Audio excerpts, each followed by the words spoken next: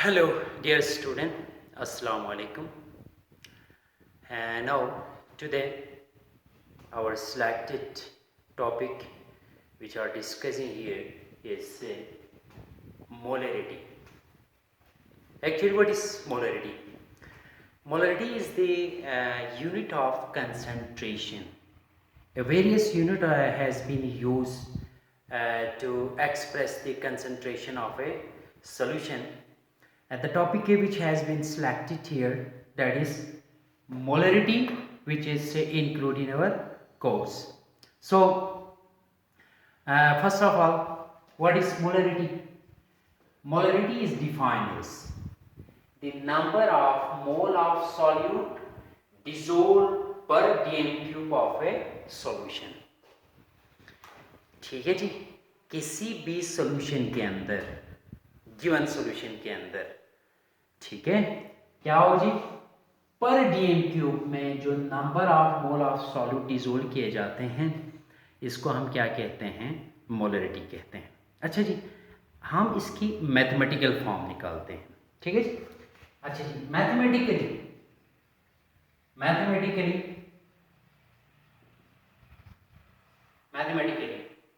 you know molarity, mathematically molarity is equal to number of mole of solute, ठीक है जी, divided by dm cube of solution. So the mathematical representation of polarity is the number of mole of solute per dm cube of a solution is called molarity. So we discussing here there are three types of numerical problem. तीन तरह से आपको numerical problem यहाँ पर पूछ सकते हैं. ठीक है जी, वन बाय वन आपने इसको ख्याल रखना है. नंबर वन, यहाँ पे आपको क्या पूछ सकते हैं? ठीक है जी, पहला नंबर आपको डायरेक्ट मोलरिटी पूछ सकते हैं. ठीक है जी, मोलरिटी पूछ सकते हैं इस टॉपिक से रिलेटेड. ठीक है जी. नंबर टू, यहां पर आपको मोल पूछ सकते हैं. ठीक है. और नंबर थर्ड, यहां पर आपसे मास भी पूछे जा सकते हैं. तीन तरह से आपके पास न्यूमेरिकल प्रॉब्लम्स होंगे यहां पर. ठीक है. अब वो किसके पर डिपेंड करते हैं? हम फार्मूले को मजीद डिराइव करेंगे. जब फार्मूला आप डिराइव करेंगे तो हमें पता चलेगा इस फार्मूले को हम मजीद इसको रिड्यूस करके ना मजीद दूसरे फॉर्म में हम इसको कन्वर्ट कर सकते हैं. वो कैसे? वो इस वजह से, देखें यहां पर क्या है, number of mole of solute है ना. तो ये मोल किसके इक्वल होता है? मोल बराबर होता है, ठीक है जी, mass divide by molar mass. इसको हम इक्वेशन नंबर 1 दे दें. क्या ये इसके अंदर पुट नहीं कर सकते हैं? आसानी से कर सकते हैं. ठीक है. No, put the mole in equation number 1. So देखें आगे, मोलरिटी इक्वल्स टू, याद रखें, molarity is represented by capital M. Molarity को कैपिटल एम से रिप्रेजेंट किया जाता है. अच्छा, अब जरा देखें यहां पर मैं इस मोल की जगह पे ये फार्मूला पुट करूंगा. अब देखते हैं मजीद कौन से फॉर्म हमारे पास आ जाते हैं. तो देखिए जी, नंबर ऑफ मोल की जगह पे हम क्या पुट करेंगे? मास ऑफ सॉल्यूट आएगा डिवाइड बाय क्या आएगा? Molar mass of solute.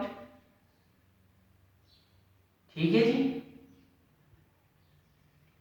Man divide क्या आएंगे यहां पर? DM cube of solution.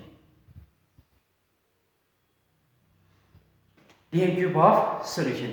आप इसको मजीद वेरीफाई करें तो आपके पास क्या आएंगे कि मास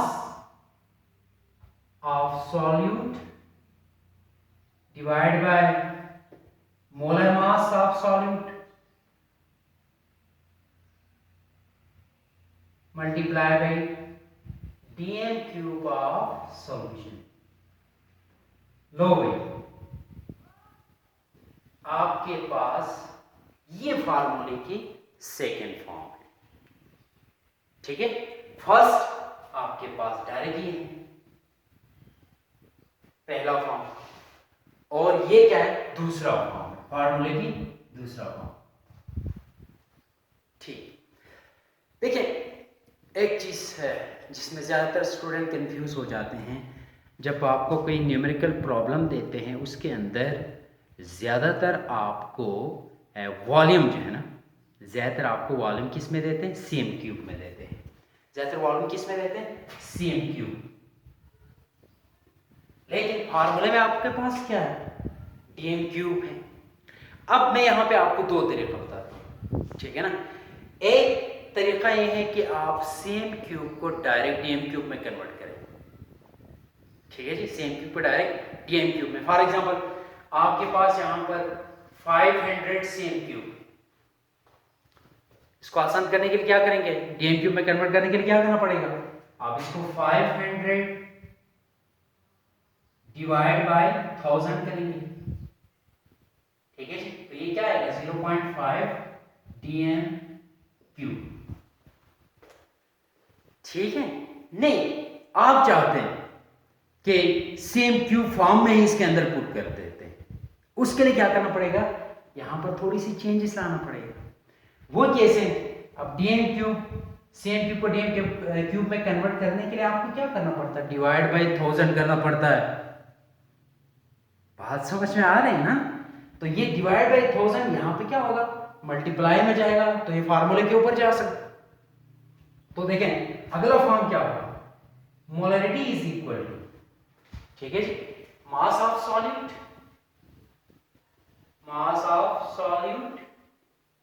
multiply by 1000 divide by molar mass of solute,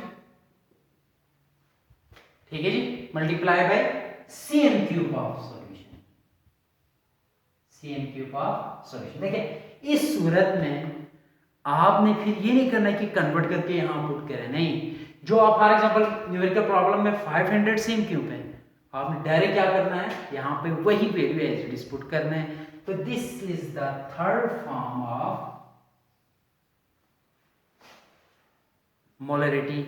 bye using this formula we also calculate the molarity, ठीक है। अब इसके बाद हम क्या करेंगे, आपको एग्जाम्पल में 1 बाय 1 मैं समझाऊंगा, तो दूसरे पार्ट में इंशाल्लाह ताला, ठीक है जी।